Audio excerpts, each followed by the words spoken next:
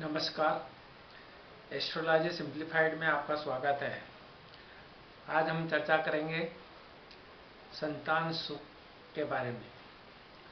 हम जानेंगे कुंडली के अनुसार संतान सुख मिलेगा या नहीं। और भी है, लोगों की संतान तो हो जाती है परंतु संतान से द्वारा जो सुख है वो भी नहीं मिलता है। वो भी हम कुंडली के द्वारा जान सकते हैं।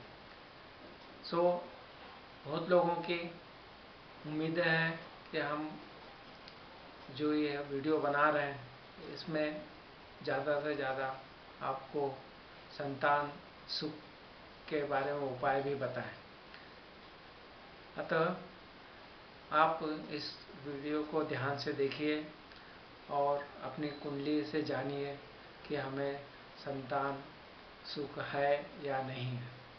तो सर्वप्रथम कुंडली में हम यह देखते हैं कि दूसरा भाव, पांचवा भाव, नौवां भाव और 11वां भाव ये अगर अच्छे हैं तो आपको अच्छी संतान का सुख मिलेगा।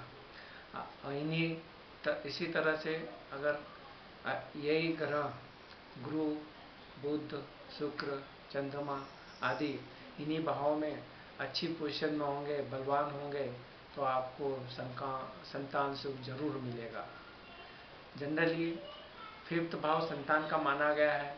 अगर 5वें भाव का मालिक या 5वें भाव का स्वामी, 5वां भाव और उसका कारक गुरु, अगर ये तीनों बलवान है, केंद्र में है, त्रिकोण में है और इन पे शुभ ग्रहों का प्रभाव है और सप्तमांश में भी यही 5वां भाव अगर बली है और वहाँ पर भी अगर वो 5वें भाव का स्वामी केंद्र में, त्रिकोण में, शुभ प्रभाव में होगा और अच्छे अंशों में होगा, अच्छी डिग्री में होगा, षटफल में ठीक होंगे तो हमें संतान का सुख जरूर मिलेगा।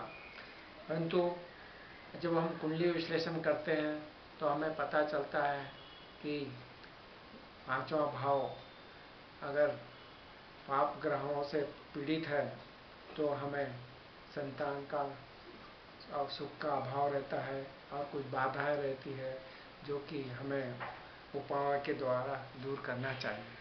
अब मैं आपको बताऊंगा कि किस तरह से पुत्र या पुत्री होंगे।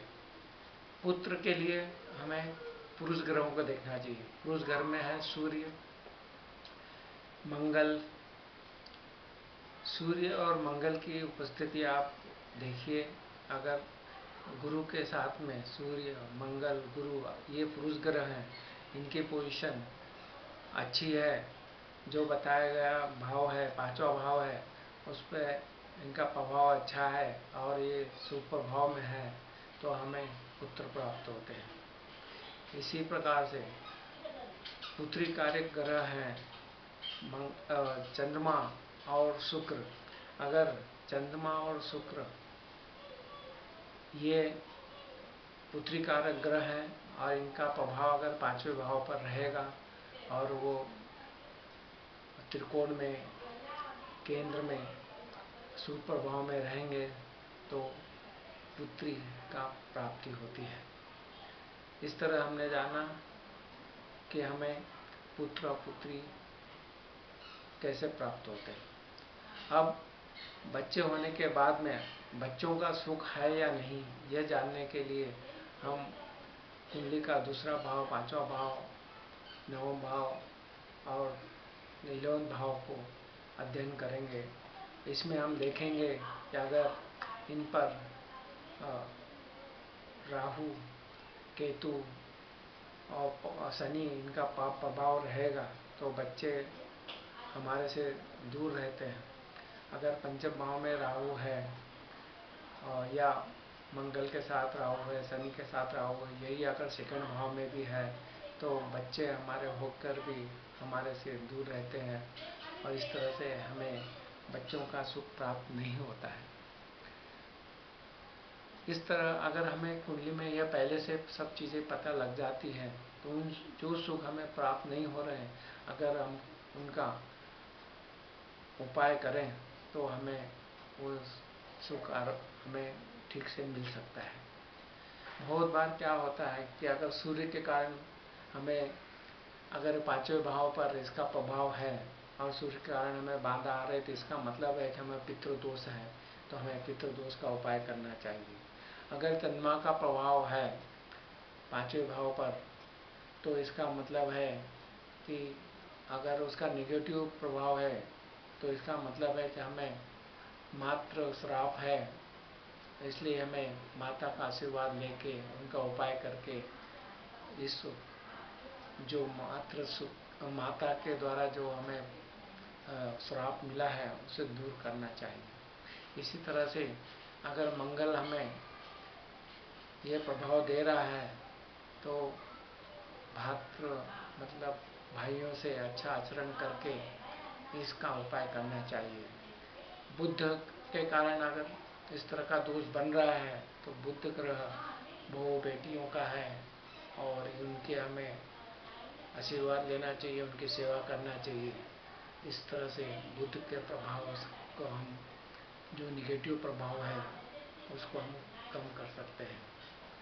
इस तरह से हम देखते हैं कि बहुत से श्राप या ऋण रहते हैं, जिसके कारण हमें अपने पूर्व कर्मों के जो फल हैं वो हमें इस जन्म में अच्छे फल का अच्छा प्रभाव मिलता है। और अगर हमने पूर्व जन्म में अच्छे कर्म नहीं किए हैं, तो ये इस तरह के प्रभाव जो श्राप बन के, ऋण बन के हमारे ऊपर आते हैं, तो उनका उपाय किए बिना हमें बच्चों का सुख बिल्कुल नहीं मिलेगा। इस तरह से हमें पंचम भाव के साथ साथ में सप्तमांश कुंडली भी देखना चाहिए।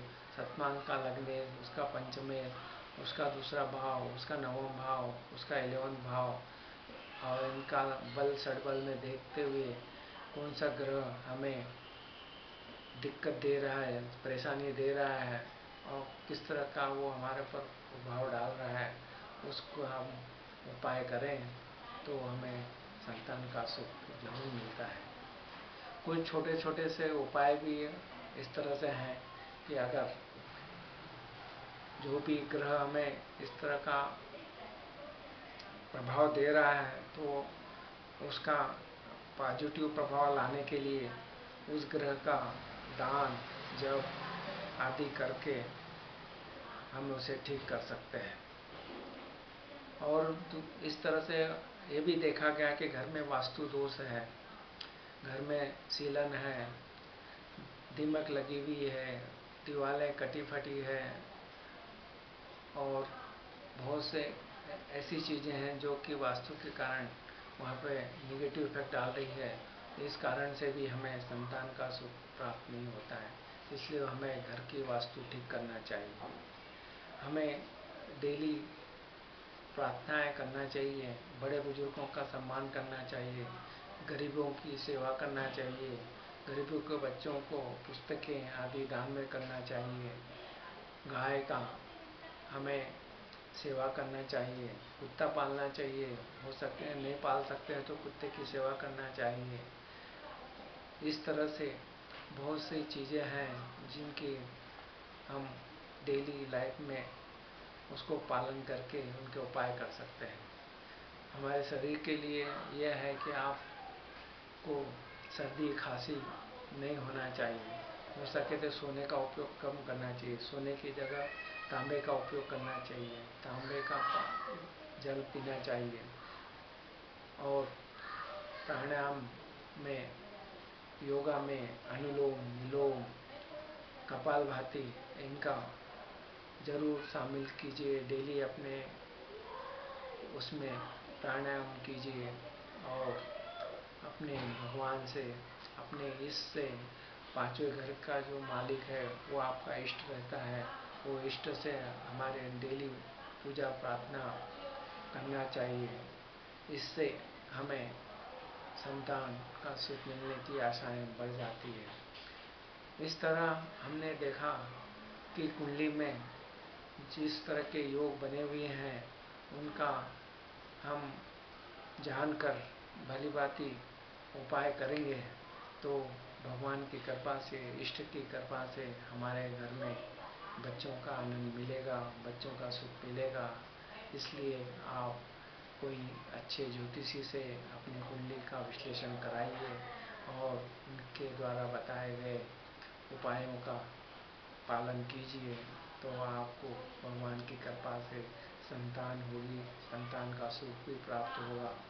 धन्यवाद।